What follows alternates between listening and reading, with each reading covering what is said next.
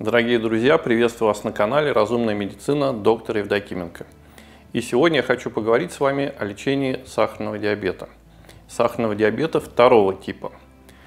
И хотя врачи считают сахарный диабет болезнью неизлечимой, я расскажу вам о том, что вообще-то вылечить диабет именно второго типа довольно просто. Конечно, я не буду вам говорить банальности, которые вы знаете, ешьте меньше сладкого, ешьте меньше мучного и так далее. Я буду рассказывать только о том, чего вы почти наверняка не знали. Итак, 7 шагов по лечению сахарного диабета второго типа. Шаг первый. Убедитесь в том, что у вас действительно сахарный диабет.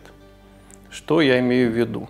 На самом деле, очень многие люди, которые думают, что они болеют сахарным диабетом второго типа, этой болезнью не болеют. А сахар у них повышается только от приема каких-то лекарств. Какие лекарства повышают сахар в крови? В первую очередь это многие противозачаточные таблетки, многие гормоны, некоторые антидепрессанты. И теперь очень важно, очень часто сахар в крови повышают препараты от холестерина, некоторые из статинов. А еще очень часто сахар в крови повышается из-за приема некоторых препаратов, которые человек использует для лечения повышенного давления. Какие препараты для лечения повышенного давления очень часто приводят к повышению уровня сахара в крови? В первую очередь это некоторые бета-адреноблокаторы. Второе – это некоторые мочегонные препараты, которые применяются для лечения гипертонии. И некоторые препараты из так называемой группы блокаторы кальциевых каналов. Это те лекарства, у которых действующее вещество кончается на «ин». И вот какой иногда случается замкнутый круг. Человек, у которого не было сахарного диабета даже в намеке, начинает принимать какой-то препарат от давления или от холестерина или гормоны, и на этом фоне у него повышается уровень сахара в крови. В этой ситуации врачи назначают такому пациенту препараты для снижения сахара. Порой назначают препараты неплохие, группы метформина. Это метформин, глюкофаж, сиафор. Но прием этих препаратов приводит к тому, что у человека плохо усваивается витамин В12. На фоне снижения витамина В12 у человека может происходить, особенно у пожилого человека, развитие депрессии, бессонницы, раздражительности. А это, в свою очередь, может приводить к еще большему повышению давления. И такому пациенту, соответственно, назначат еще больше препаратов для снижения давления. Соответственно, сахар растет еще больше и так по кругу. Поэтому возвращаемся к тому, с чего начинали. Первое. Убедитесь в том, что у вас действительно сахарный диабет, а не побочные действия тех лекарств, которые вы принимаете. Проверьте аннотации тех таблеток, которые вы пьете каждый день. Второе. Если вы принимаете препараты для снижения сахара в крови из группы метформинов, то 1-2 раза в год вам надо пропивать, а еще лучше прокалывать курсом витамины группы В. Собственно, применение витаминов группы В – это и есть второй шаг в лечении сахарного диабета второго типа. Потому что, первое, витамины группы В у людей, болеющих диабетом, улучшает общее состояние организма. И второе, витамины группы В улучшает взаимодействие клеток организма с инсулином. Шаг третий в лечении диабета второго типа. Нормализуйте режим сна, потому что если вы ложитесь спать после часа ночи или спите меньше 6 часов, у вас автоматически повышается уровень сахара в крови. И вдобавок повышается инсулинорезистентность, то есть клетки вашего организма хуже реагируют с инсулином. И еще один фактор. Когда человек не высыпается, он автоматически, и это проверено и доказано, начинает есть самые вредные продукты. То есть человека тянет на сладкое и на жирное. Поэтому старайтесь ложиться не позже часа ночи и старайтесь спать хотя бы 7 часов в сутки. То есть постарайтесь организовать свой режим дня так, чтобы успевать высыпаться. Четвертый шаг в лечении сахарного диабета второго типа, как вы понимаете, многие считают его самым важным, это правильное питание. Я обещал не говорить банальности, то есть, что старайтесь есть меньше сладкого, ешьте меньше мучного. Поэтому скажем не банальные вещи. Что нужно исключить из своего рациона, помимо сладкого и мучного? Это фастфуд и алкоголь, потому что алкоголь – это очень большой поставщик глюкозы. А еще обязательно нужно исключить сладкие напитки, различные колы, газировки, лимонады, пакетированные соки. Сладкий чай и сладкий кофе тоже нужно стараться пить как можно реже. Вообще будет здорово, если вы чай замените на напиток из побегов или из листьев черники. Во-первых, черника снижает уровень сахара в крови, а во-вторых, она укрепляет стенки сосудов, кровеносных сосудов, что очень важно для людей, болеющих сахарным диабетом.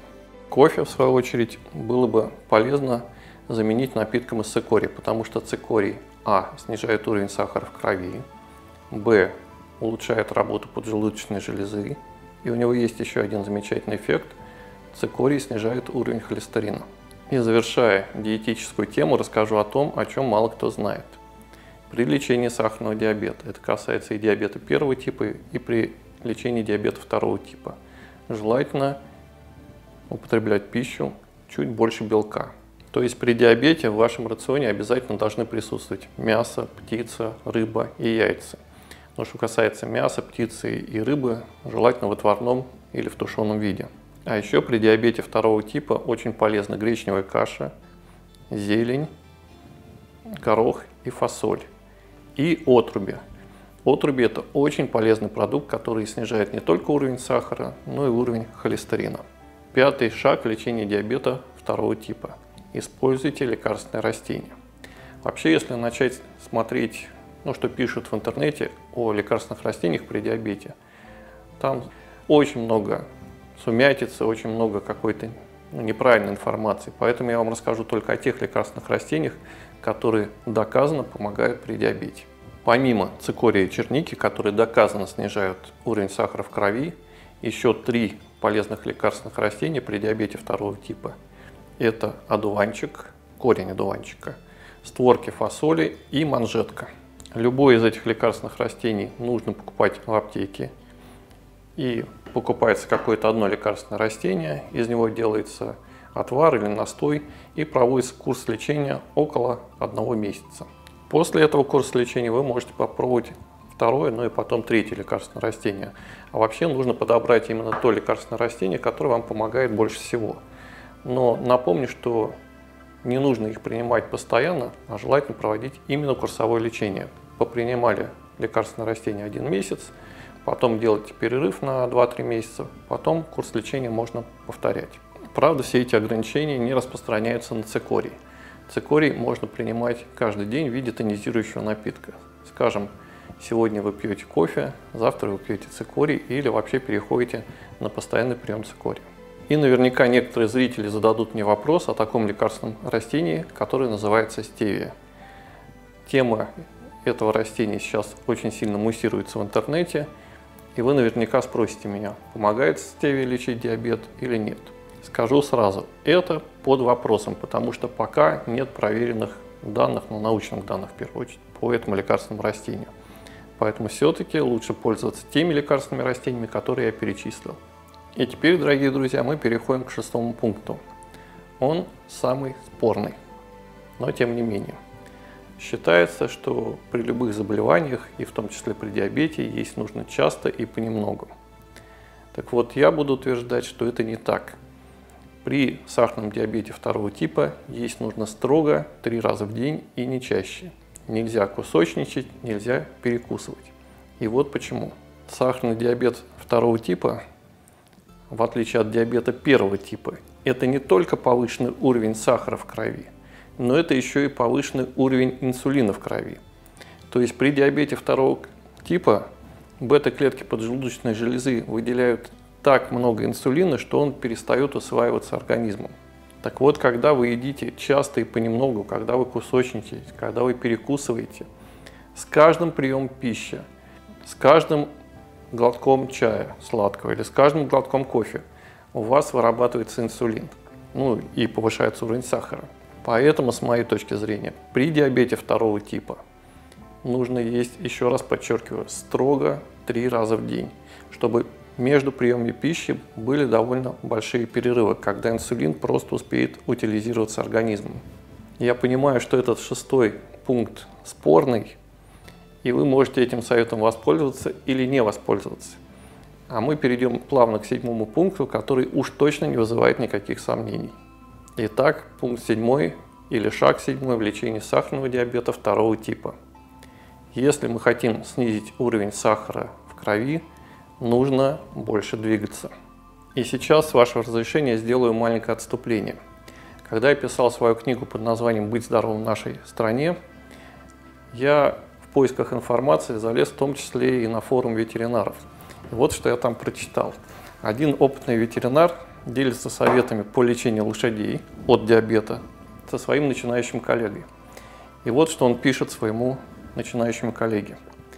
Если лошадь племенная, то есть дорогая, и хозяин лошади готов раскошелиться на лечение этой лошади, то лечите больную диабетом лошадь инсулином и таблетками для снижения сахара в крови.